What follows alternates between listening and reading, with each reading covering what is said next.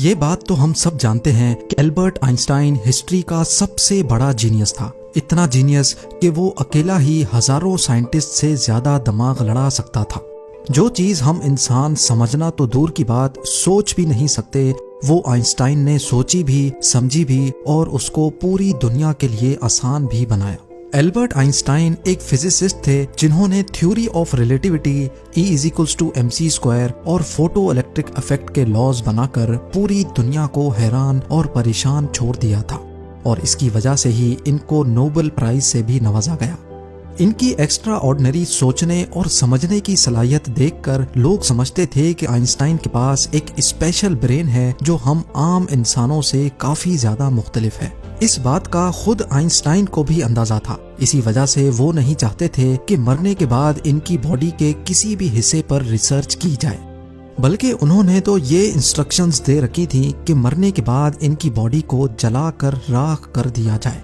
लेकिन फिर वही हुआ जिसका आइंस्टाइन को डर था। 18 अप्रैल 1955 को प्रिंसटन हॉस्पिटल में जब आइंस्टाइन का इंतकाल हुआ तो ऑटोप्सी के लिए यानी मौत की वजह जानने के लिए जो डॉक्टर आया उसने चुपके से आइंस्टाइन का ब्रेन निकाल लिया, क्योंकि उसको ये जानने की क्यूरियोसिटी थी कि दुनिया के सबसे बड़े जीनियस के ब्रेन में आखिर ऐसा है क्या। ज़ेम टीवी की वीडियोस में एक बार फिर से खुशामदीद। नाजरीन, आइंस्टाइन का ब्रेन चुराने वाले डॉक्टर थॉमस हार्वी थे, जिनको अपने साथ होने वाले अंजाम से ज्यादा इस स्पेशल ब्रेन को स्टडी करने में दिलचस्पी थी। कुछ दिनों के बाद जब प्रिंसटन हॉस्पिटल को डॉक्टर हार्वी की इस हरकत का पता चला तो उनको अपनी जॉब से हाथ धोना पड़ा। लेकिन डॉक्टर हार्वी आइंस्टाइन के बेटे हंस अल्बर्ट से जैसे तैसे करके ये परमिशन लेने में कामयाब हो गए कि वो उसके बाप के स्पेशल ब्रेन के अंदर छुपे राजों से पर्दा उठाकर उसको दुनिया के सामने लाना चाहते हैं। इस दिन के बाद से शुरू हुआ इस ब्रेन का एक लंबा तरीन सफर। डॉक्टर हार्वी एक पैथोलॉजिस्ट थे जो सिर्फ पोस्टमार्टम करना जानते थे। ये उनका सिर्फ ख्याल था कि वो इतने बड़े जीनियस के ब्रेन पर रिसर्च कर पाएंगे। अब कंडीशन ये थी कि डॉक्टर हार्वी प्रिंसटन हॉस्पिटल की जॉब से भी हाथ धो बैठे थे और अपने पैथोलॉजिस्ट का ओहदा भी।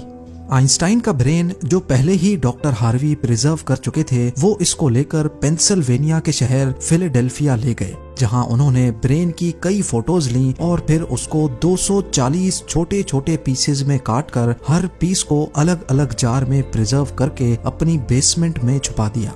इसी मसले को लेकर डॉक्टर हार्वी का अपनी बीवी के साथ कई बार झगड़ा होता रहता था, क्योंकि उनकी बीवी अक्सर ये धमकी देती थी कि वो इस ब्रेन को उठाकर कहीं फेंक देगी। एक दिन झगड़ा इतना बढ़ गया कि दोनों मियां बीवी को डाइवोर्स लेकर अलग होना पड़ा और डॉक्टर हार्वी ब्रेन लेकर कैंसस के शहर विचिटा चले गए, जहां वो एक बायोलॉजिकल टेस्टिंग लैब में मेडिकल सुपरवाइजर की नौकरी करने लगे और यहाँ वो अपने फारिग टाइम में आइंस्टाइन के ब्रेन पर खूब स्टडी करने की कोशिश करते। इसके बाद कई बार वो अलग अलग जॉब छोड़कर मुख्तलिफ शहरों में ये ब्रेन लेके घूमते रहे। कई साल गुजर चुके थे लेकिन डॉक्टर हार्वी आइंस्टाइन के ब्रेन पर कुछ खास रिसर्च ना कर सके। उल्टा उनका मेडिकल लाइसेंस ही कैंसिल कर दिया गया और नौबत यहाँ तक आ गई कि उनको एक प्लास्टिक की फैक्ट्री में जॉब स्टार्ट करनी पड़ी।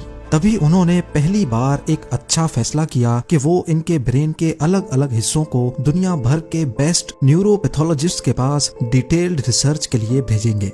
लिहाजा उन्होंने ऐसा ही किया। 1955 में ब्रेन चोरी होने के 30 सालों के बाद यानी 1985 में पहली बार आइंस्टाइन के ब्रेन पर एक स्टडी पब्लिश की गई। इसके बाद अगले 28 सालों तक इस जीनियस ब्रेन पर दुनिया भर के न्यूरोपैथोलॉजिस्ट ने कई स्टडीज पब्लिश की, जिनमें बताया गया कि आइंस्टाइन का ब्रेन आम इंसान के ब्रेन से काफी डिफरेंट था। सबसे बड़ा डिफरेंस ब्रेन के कॉर्पस कैलोसम नामी हिस्से में पाया गया। अब यहाँ ये जानना जरूरी है कि इंसानी ब्रेन दो अलग अलग हिस्सों में डिवाइडेड होता है। इंसान जो भी काम करता है वो ब्रेन के एक हिस्से में पहले प्रोसेस होता है और फिर ब्रेन हमारे जिस्म के उस हिस्से को सिग्नल देता है। लेफ्ट ब्रेन हमारे जिस्म के राइट हिस्सों को कंट्रोल करता है, जबकि राइट ब्रेन हमारे जिस्म के लेफ्ट हिस्से को कंट्रोल करता है। इसके अलावा 90% इंसानों का लेफ्ट ब्रेन बोलने, समझने, मैथमेटिकल कैलकुलेशंस और राइटिंग यानी लिखने के दौरान काम करता है, जबकि राइट ब्रेन के पास क्रिएटिविटी, शेप्स को पहचानने, आर्ट और म्यूजिकल स्किल्स की जिम्मेदारी होती है। अब आप भी ये सोच रहे होंगे कि इस सब में कॉर्पस कैलोसम का क्या काम है। फर्ज कर लें कि आप कीबोर्ड पर टाइपिंग कर रहे हैं या फिर मोबाइल फोन पर।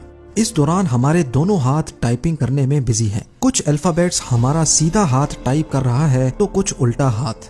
टाइपिंग के दौरान आपके लेफ्ट हैंड से एक मिस्टेक हुई तो आपने फौरन अपना राइट हैंड इस्तेमाल करके उस मिस्टेक को इरेज किया।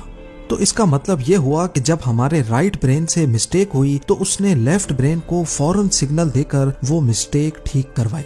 ब्रेन के दोनों हिस्से आपस में जिस चीज के थ्रू कम्युनिकेट करते हैं उसको कॉर्पस कैलोसम कहा जाता है। और आइंस्टाइन का कॉर्पस कैलोसम आम इंसानों के मुकाबले में कुछ ज्यादा ही बड़ा था, यानी उनका लेफ्ट और राइट ब्रेन का आपस में बहुत स्ट्रॉन्ग कनेक्शन था, जिसकी वजह से आइंस्टाइन एक ही वक्त में काफी कॉम्प्लेक्स प्रॉब्लम्स और सिचुएशंस को इमेजिन कर सकते थे। कॉर्पस कैलोसम के बड़े होने के अलावा आइंस्टाइन के ब्रेन का पैटर्न भी आम इंसानों से काफी मुख्तलिफ था और रिसर्चर्स का मानना है कि इसकी वजह से ब्रेन में न्यूरॉन्स का फ्लो काफी बेहतर था। न्यूरॉन्स के अच्छे फ्लो होने का मतलब है कि इनकी मैथमेटिकल कैलकुलेशंस की पावर काफी ज्यादा स्ट्रॉन्ग थी।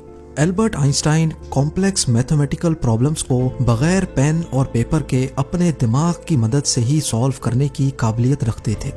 न्यूरॉन्स ज्यादा होने की एक और वजह भी रिसर्च पेपर्स में बताई गई। जब आइंस्टाइन के ब्रेन का वजन किया गया तो उसका वजन 1230 ग्राम था, जबकि आम इंसानों का 1400 ग्राम होता है। रिसर्चर्स का मानना है कि इनके ब्रेन की लाइनिंग काफी पतली थी, जिसकी वजह से इनमें ज्यादा न्यूरॉन्स पाए जाते थे। लेकिन सबसे बड़ा सवाल अभी भी वही था कि क्या आइंस्टाइन ऐसे स्पेशल ब्रेन के साथ पैदा हुए थे या इनके पैदा होने के बाद इसमें चेंजेस आई। जांच के बाद मालूम पड़ा कि एल्बर्ट आइंस्टाइन जब पैदा हुए थे तो वो पूरे 5 सालों तक बोल नहीं सकते थे, जबकि दूसरे बच्चे 2 या 3 साल की उम्र में बोलना शुरू कर देते हैं। जब उन्होंने बोलना शुरू भी किया तब भी वो ज्यादा बोलना पसंद नहीं करते थे, बल्कि हमेशा अपनी सोचों में ही गुम रहते थे। उनके पास चीजों को मेमोराइज करने की पावर काफी कम थी, यहाँ तक कि उनको सिंपल मैथ्स के टेबल भी याद करने में मुश्किल होती थी।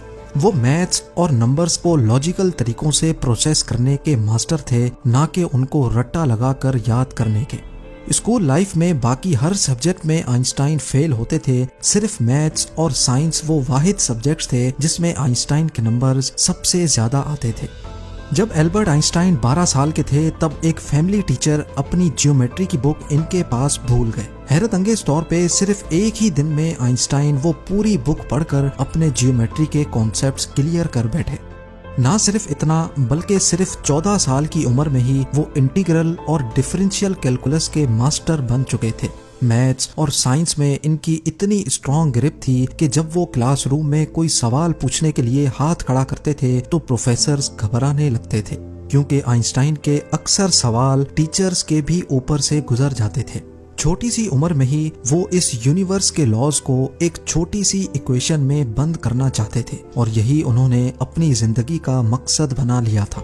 26 साल की उम्र में आइंस्टाइन ने 4 रिसर्च पेपर्स पब्लिश करके पूरी दुनिया को हैरान कर डाला और इसी वजह से उनको पीएचडी की डिग्री और ह्यूमैनिटी के लिए आला किरदार अदा करने की सूरत में नोबेल प्राइज से भी नवाजा गया। इसका अंदाजा आप सिर्फ इस बात से लगा लें कि आज भी आइंस्टाइन की उन थीसिस के बिना साइंस बिल्कुल अधूरी है।